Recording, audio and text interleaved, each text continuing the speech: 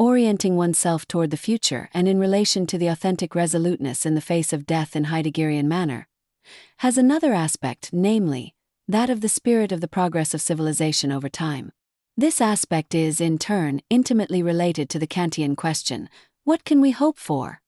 Which is also logically connected to two other questions. What can we know? And what ought we to do? All three questions are also oriented toward the future potentialities or possibilities of Dasein or man in relation to his being in the world. We have argued in previous essays that historical writings, in spite of their primary orientation toward the past, are also oriented toward the future and concerned with answering the question, what ought we to do? On the basis of the historical knowledge we have. There is, in other words, no easy way in which to separate the epistemological purpose of historical knowledge from its moral or ethical purpose. Both of these purposes are also tied to answering the question, what can we hope for? History, that is, whilst being an activity that aims at the good in accordance with Aristotelian criteria, also aims at providing us with objects of hope. We have argued in previous essays that fictional and historical narratives contain features in common, and although the knowledge that is used in fictional narratives is not tied to any particular methodology, as is the case with historical narratives, the knowledge used in the construction and appreciation of these works of art nevertheless meets the criteria of justified true belief in contexts of explanation/justification. Time, for Kant, was an a priori notion structuring our sensory relation to the world, a relation that begins with the actualization of sensations in connection to the external world, and also involves thoughts in relation to our inner powers. This temporal ordering of our sensations and thoughts is, of course, an important stage in the actualization of knowledge, but it is not the work of either the understanding or reason. The understanding's task is to submit sensory work to the work of categorization and the categories. Reason will regulate the sensory work and the work of understanding via the principles of non-contradiction and sufficient reason, and thereby organize series of judgments into arguments which perform both explanatory functions in epistemic contexts and justificatory functions in action-related contexts. The measurement of time might seem a highly theoretical aspect of something which we naturally experience every day, but the fact of the matter is that the activity of measuring units and intervals is pragmatic in its intent. We organize our lives, partly by measuring the time of our lives and the time in our lives. Fixating upon the motion of events as per Aristotle's definition of time is, then, not merely a theoretical exercise. Its telos is to set an institutional standard which regulates activity. The motion of the sun obviously plays a large role in the creation of this life-organizing standard system of measurement. Ricoeur argues that all the above somehow is not presupposed in fictional narratives, on the grounds that, firstly, different fictional characters experience time differently, and secondly, that sometimes it is the author's intention to call into question the everyday, normal experience of time. It is, however, difficult to imagine, even in the latter case, that the Aristotelian elements of before and after can be discarded without compromising our understanding of what is happening in the narrative. Phenomenological, imaginative variations require also their conditions of possibility, and whilst we can, of course, imagine a reversal of the before-after structure of time, e.g. imagine that the warmth of the room caused the warmth of the radiator instead of vice versa, this does not call into question merely our everyday experience of time, but also our experience of causality as well as the material and efficient cause of the warmth of the room. In such a possible imaginary variation, turning off the radiator would, of course, have no effect on the temperature of the room, and the question then becomes, what exactly is the point of the imaginary variation? This reflection is not, of course, aimed at the level of the cosmological motion of the sun, but nevertheless presupposes the same causal commitments, i.e., the sun is not warm because it basks in a background warmth of the universe. The lived experience of the warm radiator and the cosmological phenomenon of the role of the sun in our lives requires not just the same form of commitment to causality but also a commitment to the before and after temporal aspect of experience. These commitments are not different commitments but fundamentally the same. If a fictional narrative, for some reason, decided to portray the state of affairs of our sun exploding, without any significant effect on our life on Earth, it would indeed be difficult to situate such a narrative in relation to our knowledge and what we can hope for. Of course, fictional narratives can violate the conditions of possibility of our objects of experience, but if this occurs, then there must be some literary purpose behind such a phenomenon. The mere possibility of a science fiction account of an exploding sun, and forms of life continuing on our Earth much as they had done prior to such an event, is not a sufficient reason for believing that such an account is in accordance with our cosmological knowledge of suns and planets. Categories of substance, causality, relation, the hypothetical case of judgment, the categorical case of judgment, agency, community, etc. are all interwoven in various complex ways, and relate not just to the power of understanding, but also to the power of reason and its principles and laws. The power of the imagination, on the other hand, is a power of the sensible faculty of our minds which, of course, also has some role in the formation of our judgments.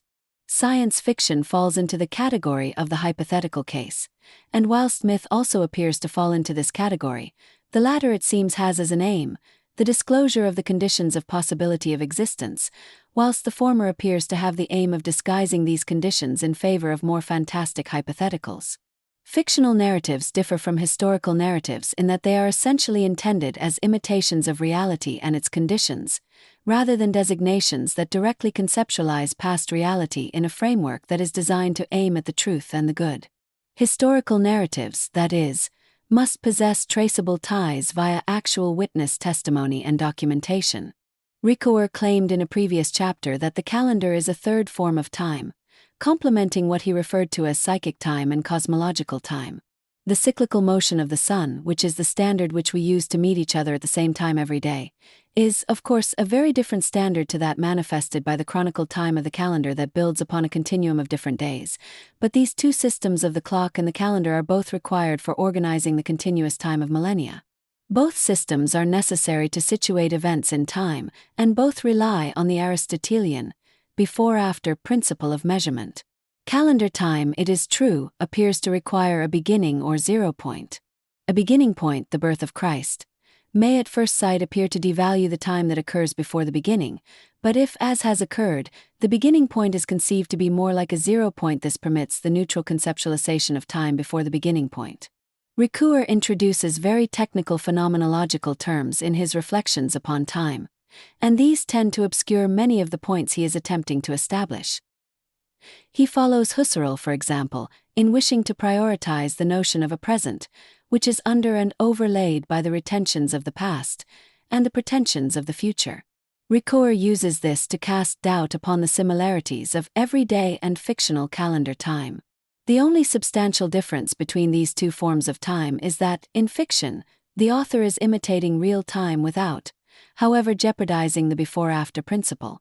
The problem, as Ricoeur puts the matter, of unifying the temporal flow of phenomenological time, requires a bracketing of above forms of lived and cosmological time. In the context of this discussion, the Heideggerian notion of repetition links authentic forms of temporality with what he calls the world time of Dacian, but this is done without linkage to the Husserlian retentions and pretensions of inner time consciousness. The imitations of time that we encounter in fictional narratives require acknowledgement of the before-after principle that is used in everyday life, and in other forms of time and narrative. In cases where the intention of the author concerns imitating an authentic resoluteness in the face of death, the purpose of the imitation is partly to answer the questions, what ought we to do in the face of our mortality, and what can we hope for?